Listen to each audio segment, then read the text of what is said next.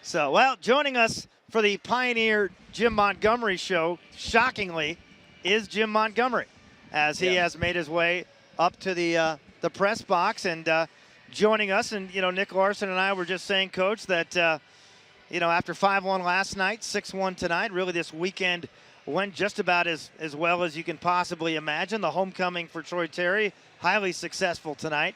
And it must have been a fun game to watch as a coach, seeing that top line come together.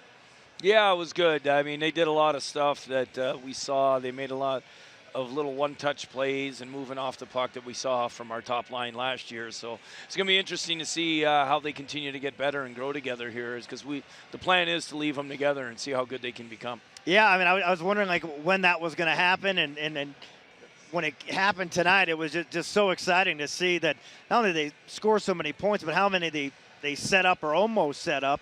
I started to feel bad for Luco Savages there for a while because, he was the guy getting all the passes and couldn't finish, but then he ends up with 3 points tonight. Yeah, I mean, he's going to be there in the net front on the power play. If he gets open like he did there and he can put it away there, you saw that good one-time release. But I just like the way our team played for 60 minutes tonight. It was a much better effort than last night. I thought we were better in the defensive zone. I thought our offensive and defensive transition was good. Yeah, I thought the puck possession tonight, it seemed like minutes would go by where you would continue to cycle the puck, get shots off. I mean, at one point, the shot margin was something like a ridiculous 30-6 or 30-7. It was just all played on that side of the ice tonight. Yeah, and our forwards did a better job protecting the pucks. In the first period, we weren't great at screening their goalie. He saw a lot of pucks, too many, but I thought we did a better job. And I think it's too bad that Luco interfered with the goaltender on that, because that's the kind of goal that our other lines need to score, where shots from the point, there's a guy deflecting and two guys crashing for rebounds. Yeah, one group that I thought was very impressive, but doesn't have the numbers to show it. I thought Staub, Romick, and Ritt tonight, if not both nights, were solid. That line was really good tonight, and if they're on paper as your fourth line, and your fourth line can be that effective, you're going to be in a good situation. So it's going to be exciting to see how these lines can grow together here moving forward.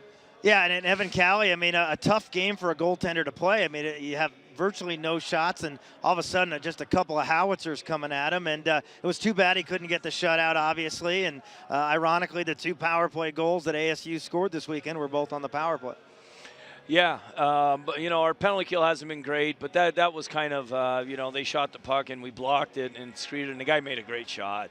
Evan Cowley played really well. He squared the pucks. He looked really confident in nets and poised, and it was good to see as now we go 14 games, all conference games, as we know, in the toughest conference, and with the loss by Minnesota Duluth, we have an opportunity here with games in hand to possibly get up on top and be leading this conference. Yeah, and could possibly be #1 in the nation as well, with Penn State losing yesterday. So, very, very exciting, productive weekend for the Pioneers, especially when you figure you're not going to be back here to play a home game till the end of January.